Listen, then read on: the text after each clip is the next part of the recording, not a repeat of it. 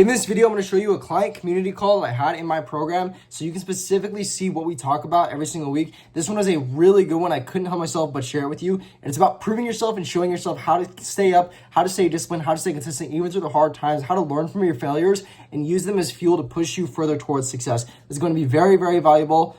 Enjoy. The devil trying to test you and be like, okay, well, if you're so good, how about this? Let me throw this wrench in the machine. See how you react. We're like modern day Jobs, you know. Yep. Like, if we take this away from you, let's see if we attack you with this, and see if you continue to, do what you got to do, and see if how this works. And I'm gonna knock you down, and I'm gonna give you this, and it's like, well, what are you gonna do about it? And every so often, that imperfection kind of gets the better of me, where I'm like, you know what, I give. And it's gonna happen. That's where you prove yourself. So yeah, let me share our screen. Let's get into this. That's exactly what we're talking about.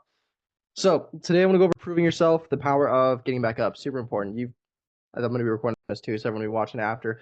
But you guys have probably seen this image before with the guy pushing the big rock up the mountain. I forget who made the story or the quote or anything like that, but you just keep going, keep pushing no matter what, every single day, just small steps, always getting it up there. So I'm gonna go over a lesson on resilience, discipline, self-respect for those times when life knocks you down, because it's going to be expected. Because if you don't prepare for moments like that, that's when everybody crumbles and like completely folds. And I've had that myself where I'm like, oh, everything's gonna be great. I'm gonna do this keto diet and do cardio every day for an hour and burn myself out and only eat 700 calories no matter what. And then life knocked me down. I'm like, oh well, one thing went wrong. It's time to just give up. Yeah. So here's the first example I want to go over. So I was looking for something to kind of symbolize good metaphor for this. So May 18th, 2002, this was a boxing match between last name Gotti and Ward. And I'm going to play this in a second, but Gotti was getting absolutely beat, and they were about to call it in the 9th round because he was just like way too out of it, was getting absolutely rocked. But you'll see what happens a little bit later. But he just keeps going and has a bunch of resilience. So this is in the 9th round where he's just getting completely murdered.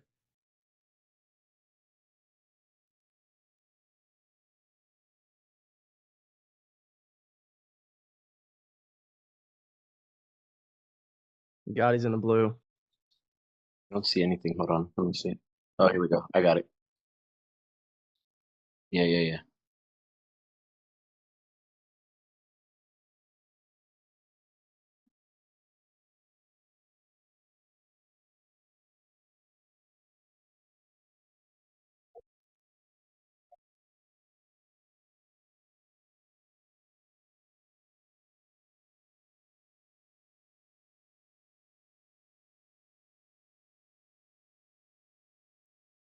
Taking those face shots like it's nothing. Mm-hmm.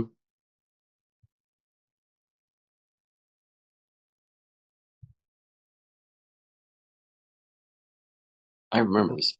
Later in the 10th round, still putting in the work.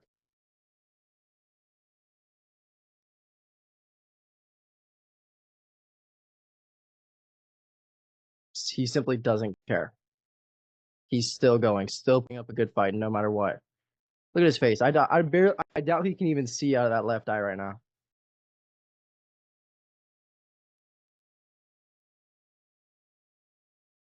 So I show this because he was pretty much finished. Like it would have been so easy for him to just throw in the towel in that ninth round and be like, okay, it is what it is. It's over. Especially getting beat. Like I did wrestling growing up in high school and stuff, and like combat sports. This is boxing is a whole different level, but combat sports, especially, it sucks. Even just like having a lightly intense round, it's so much cardio. It's so intense, and every single strike, any single hit, any single takedown that you have done on you, like it knocks you down so much.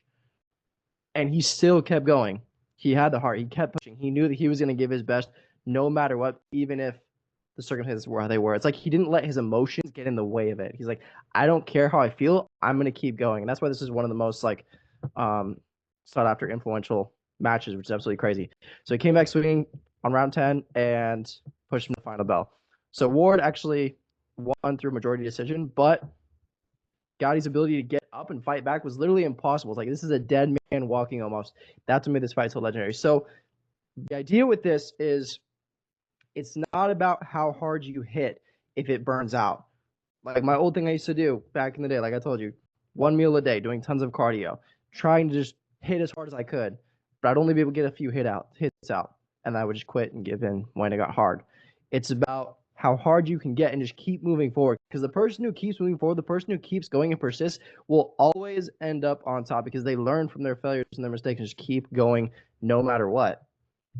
So when you fall, when we fall in general as men, we get back up. If you let one small thing mess you up, like I just don't understand why you would do that because it's having that kind of victim mentality of, oh, this happened to me, something happened to me, so I therefore have to run the towel and just give in. Because normally in fitness, it's like what feels comfortable: sitting on the couch, eating the bag of potato chips, not going to the gym, going out eating a ton of junk food, not doing any cardio whatsoever. We get back up and keep persisting. Any little effort, because anything is better than nothing, always, every time. So the moment doesn't define you. Your response does. Rising is what matters the most.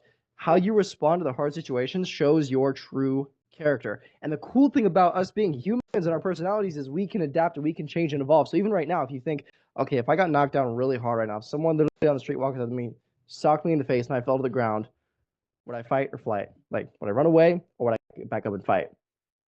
Maybe right now you'd be the kind of guy where you're like, you know what, I'm gonna just run away and do the smart thing. But like, there's a version of you that fights back. And the thing is, you can grow and develop yourself to become that man. And this is all just a huge metaphor, but the setbacks are normal. You have to expect them because either you prepare for failure or you're preparing to fail.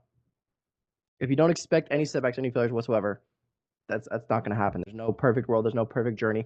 Every single person who has had success has had more failures than you in whatever. Like it could literally be for anything. In like fitness, obviously, starting a business, boxing, whatever. Both those boxers back there, they've been knocked so many times. They've probably been knocked out a few times. That's just a part of the career and a part of the growth. You use that to fuel you further, not just as an excuse to say, okay, well, that's it. I'm checked out now. I don't need to put in any more work now. I'm going to go back to living life normal and comfortable because that's how I've been doing it for a little while because I got knocked off. That is the time to prove yourself. As soon as you get knocked down, do you get up or do you run away? So what kind of person do you want to be this week? That decision is completely yours. So me 2 years ago, I was in a pretty rough spot and I was working two jobs. I was working at a hotel in downtown San Diego, and then what's the other job? I was working at Olive Garden as well as a server at the same time, and it was pretty exhausting. This was like one of the many times where I'm working two jobs, but this one specifically, I was very, very overwhelmed with it because I would work Starbucks in the morning, and then later at night, I did like maybe 2.5 hours in between most days. And then I didn't even have one full day off. I would have one day off at one, but I'd still be working the other. So I really had no full days off. But at first I didn't care. At first I was like, oh, this is fine. But then I realized I had like a fuel tank, and that fuel tank was running out over time, just doing that consistently. I was starting the online coaching that I do right now, trying to build that up, just post on social media every single day, learning all of that. It's a lot to handle at once. And then eventually sleep became a luxury because it was so rare because I'd be waking up at like 5, 6, sometimes 7 a.m. I was lucky for the hotel job, but then like I'd stay up late night because I was usually closing shift at the Olive Garden, so I'd be there till 10:30 or 11 on weekdays, and then 11:30 or midnight on the weekends. So you see what I mean? Like there was barely any sleep, and I knew I had to have enough sleep, but it just wasn't an option. That's kind of it creates so much stress and buildups. Like that fuel tank was going down, like I said, and then obviously posting on social media is you like, oh, it's easy, but it's still another mental thing, especially when you're not feeling like it every single day. You're just like so tired and exhausted. You just got to focus on working and grinding. It was another hard thing on top of that. At the same time, to top it off, I was going through a breakup. Now, this had been a few months after, like 4 or 5 months after. So I wasn't like fresh, but it was still enough to where I was like, okay, I'm still recovering. I'm still trying to see like, am I ready to go back and start dating again, or do I just need to chill? But honestly, I didn't have time to go on dates, so it was just more of like a mental thing of like, okay, it kind of sucks, but I'm getting through it. And I almost liked having these things as a distraction to kind of put me away from that. But it was a bunch of stress coming on top of each other. These could all be considered like setbacks or builds up of stress, and it leads to a lot of different failures. Like some things wouldn't be perfect. Sometimes I would miss posting a day. Sometimes I'd be late to a shift or something like that. Or I would like there was a point where I had to call out and fake being sick, and I was like, oh, I'm sick. But literally, I was like in my head, I'm like, I don't feel like I lied because I feel mentally sick. I feel so overworked and drained working that many hours. And the way to this obviously made everything harder too. So I realized I needed the gym. That was my only time. I was able to fit that in between the two shifts. I'd be okay. I'm gonna go to the gym, have 1 hour, I walk in, walk out, completely done. That was my time of peace because literally every single moment when I wasn't working a shift and I wasn't at the gym, my brain would be overrun with thoughts and ideas of like, okay, what do I need to do in this next like 10 minutes, 30 minutes? Okay, if I do this, I need to go home, get this done, wash my car, and then go get groceries at this time. It was like small stuff like that, but it built up so much where my mind just wouldn't shut up. It was so loud all the time. And I realized when I went to the gym, even though I wouldn't feel like it, I'd be so tired and so exhausted off of maybe 4 or 5 or 6 hours of sleep if I was lucky. And I still went to the gym. And those times where I did, I was like, this is amazing. I started listening to music as I obviously do normally in the gym still now, but like I would be able to work out without music, and I loved it because my mind would actually just like shut the fuck up for once, and it was amazing because I'm like, okay, this is actually something I really need, and it's gonna keep me healthy and keep me in line. And my diet was actually like incredible because I just bought the bare minimum of everything I needed. Bought my lean chicken breast, had some rice cakes, and I got some free food every now and then from the hotel job. Didn't really eat anything from the Olive Garden. They didn't really let me, but that's fine because it would have been high calorie anyways. But I had a really good physique, even though I was going through all this stuff and all this stress and all this overwhelm. So it's just about how do you use these obstacles in your life to propel you further. Now everyone's situation is different. There's always seasons of our life that are different. I'm not in a season like this right now, but we all have seasons of our life where it's super overwhelming or super easy. But the one thing that needs to remain the same is your fitness and how you're showing up every single day in the gym and how you're treating your body by what you're feeding it, how much cardio you're doing, how much you're just moving around on a daily basis, and going to the gym to give yourself that time to emotionally let things out. Like, especially in this time, I love when I have something to think about or some emotional event or something like this example is like the breakup and just stress overall. I could go in the gym and when I'm getting ready for my set, I literally close my eyes and take a deep breath. Imagine channeling all of my emotions into pushing this weight. And it went up and it worked. And like it felt so good to get that out because afterwards, the endorphins release in your mind, but also I just feel like this was really exactly what I needed. I call it like it's like weight therapy. It's exactly what you needed, like to make you feel better. So I want to flip your own script, like what you think about this, because you would think like, oh, if you're so overwhelmed, don't go to the gym, because that's another thing to add on top. And that's our mind trying to make excuses, and that's just like what we think makes sense, but in reality, it doesn't once you actually do it. So my old thinking was like, I'm in the right headspace to train today. I'm too stressed. I'm too overwhelmed. Oh my god, I forgot to add it. I was also in college at the same time. I was only taking like 3 classes, but still, that's another thing on top of that. I forgot to add that. Another thing on top. So I was like, yeah, I'm not in the right headspace to train. I got time that could be better spent doing other things. Similar, my mind would not shut up about what I do, certain assignments, or be ready for work at this time and do this, get enough sleep, take a nap here and there. And I realized that's exactly why I needed to train because I wasn't right, because I wasn't calm, because I didn't have clarity on what to do. But if I could go to the gym, take an hour, just make my body move and be active and process all of my thoughts and ideas, then everything's so much clearer after the fact. So my new thinking was like, okay, mental struggle signals me to lean in even more, not to give up. Because if I were to give in, if I were to be like, well, I'm not going to go to the gym during this time, I'm just going to stay at home and sleep, get a little 30-minute nap, 20-minute nap, hour nap here when I can. And on my rest days, I do that. But if I try to do that every single day and just, okay, I'm going to go get fast food because I don't have time to make anything, I would have been a lot fatter, a lot sadder, and I would have been nowhere near as productive doing all these things at the same time. My job, my work quality would have gone down. My posts on social media probably would have been complete garbage. My healing through a breakup probably would have taken longer if I didn't treat my body the right way.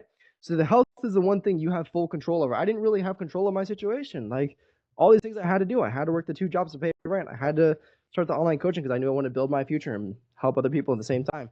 Obviously, I had to go through the breakup. You have to go through it, otherwise it's never going to get better.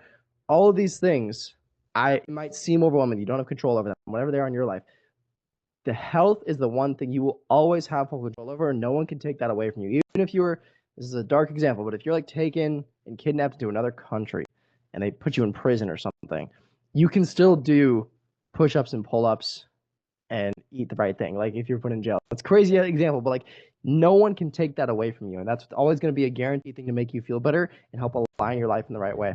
So I'm doing this thing for summer where I'm locking in because I'm like, okay, my physique is okay, but I see my flaws. I see where I can be a lot better. One, because I want to look better, but two, for my own mental strength. Because I'm realizing everything's not as good as it could be. I want to polish everything a lot more, and I want you to kind of have that same drive yourself, which you should be. So what I'm doing right now is 5 gym sessions a week. You can do 4, obviously, but this is going to be the foundation of how I get everything done. Of like push myself, work really hard, and push myself more than I have before. Not just like, okay, let's do a few sets. Oh, that one was just a failure. This one's kind of a failure. Taking my time, intentionally doing everything. In the morning, whenever I can, anytime before 12, do a 15-minute walk. Could literally be anything, but like I can actually think about my day, plan it out, go out in nature, enjoy it, and give you that peace of mind. Also get some more steps in too, which is nice. And after that, 30 minutes after my workout, I'll do cardio. So after my workout, my gym session, I'll do at least 15 minutes on the bike, stair stepper, treadmill, whatever. If I go more, like if I'm on my phone and I have nothing really planned in the next like hour or two, I'll be like, oh well, I'm gonna just do more then because I'm already here. It's not intense. It's not like running and sprinting and trying to get it done over with like I used to do. Like we say, like if we try to rush it, right? It's about how long can you do it for. So that's what I'm doing after every workout, at least 15 minutes. If I want to do more, I can do more. And then 15-minute walk at night to just kind of think about the day, process how do I want tomorrow to go, and then kind of puts me in the right mind before getting ready for bed. Same thing with all of these. Like if I want to do more than 15 minutes, that's fine. Obviously, that's not a bad thing at all. It's just more steps in my day. But I'm getting a lot of cardio in, which is lowering my calories because I'm burning more calories. And I'm also eating a lot better. Every single thing I'm eating is high protein, low calorie. Like I'm talking barely any carbs because that not that carbs are bad, but like they have more calories than not. And just being more focused on that. And you guys are going to see that transformation as I go through this summer. And I want you guys to kind of do that with me. So reflecting is your fuel for your journey. First step, just to kind of review everything, is to move your body. Cardio, walks, create space in your mind, but also makes you feel good, also keeps you healthier, which they're all positives. Like, why would you not include that? It doesn't take that much time either. If you really think about it, like, if you want to be humble, look at your screen time on your phone. Because this is what, a total of, if you were to do 30 minutes, 15, that's like an hour. We spend more than that on our phone every single day. I can guarantee you. If you can just be on your phone and just walking, or on the bike, or on whatever, and be on your phone at the same time. Time flies by. I promise. Next thing is process your emotions. Work through your frustrations rather than avoiding them and just putting them off. Because if I was just like, oh, I'm just gonna get work done, get it out of the way. I'm gonna get back up here. Oh, I'm just gonna, not think about the break. I'm not trying to reflect on anything. I'm just gonna get it done. I'll be good eventually. You have to actually have some intention and try to grow and try to go through those frustrations to plan out and get accustomed to your lifestyle, how to improve everything, how to just make your quality of life higher. And then from that, you'll get the clarity to find those solutions.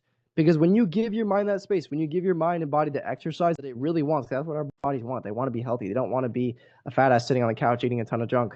They really don't. It feels like it, but they don't want that. You'll get clarity through everything. And then you can build that momentum and then see that, okay, what can I do next to improve myself, improve my physique, improve my overall quality of life.